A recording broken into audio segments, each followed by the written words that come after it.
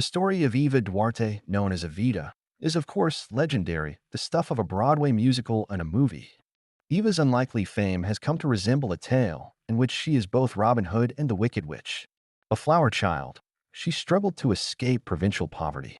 10 years after arriving in Buenos Aires, she went from being a prostitute to a second-rate actress, and then to being the mistress of Juan Perón, the Argentine Minister of Labor. Later, she almost single-handedly orchestrated the coup that made him president. She then became the First Lady of Argentina. Evita died at just 33 in 1952 of ovarian cancer, and a few years later Argentina wanted to sanctify this goddess. In fact, she was declared posthumously by the Argentine Congress as the spiritual leader of the nation. Did Evita have sex with important men of Argentina at the time? Some say that Evita worked her way to the top by sleeping with wealthy men, handpicked.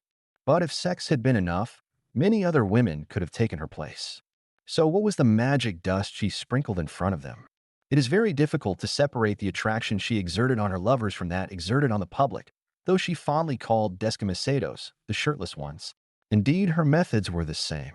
The object of her affection was overwhelmed with an almost religious devotion, an advantageous position in a country of devoted Catholics, while she created the impression that she had just descended from heaven. Her fragile figure accentuated the dramatic role. Life has real value when you dedicate yourself to an ideal. She argued in a speech, holding the microphone tightly. I am a fanatic for Perón and the Descamisados. Of Perón, she would declare, he is a god to us. He is our sun, our air, our water, our life. No sooner had Evita come to power than the documents attesting to her humble birth mysteriously disappeared, and the information about her childhood, officially sanctioned, began to sound like a myth, like Venus. Eva Perón was born from the sea. In her autobiography, The Purpose of My Life, she omitted the dates and details of her childhood and always used elevated language when referring to herself. Sometimes, goddess women prefer to dream of what could be, rather than face reality.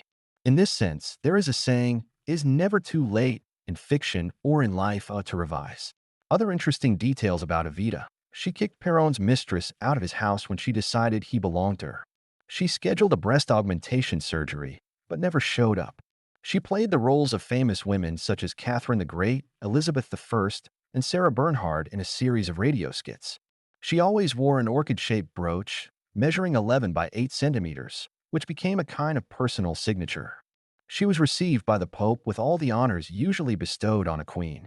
She was embalmed with such care that her body, kidnapped by Perón's opponents, was perfectly preserved until it was found 16 years later.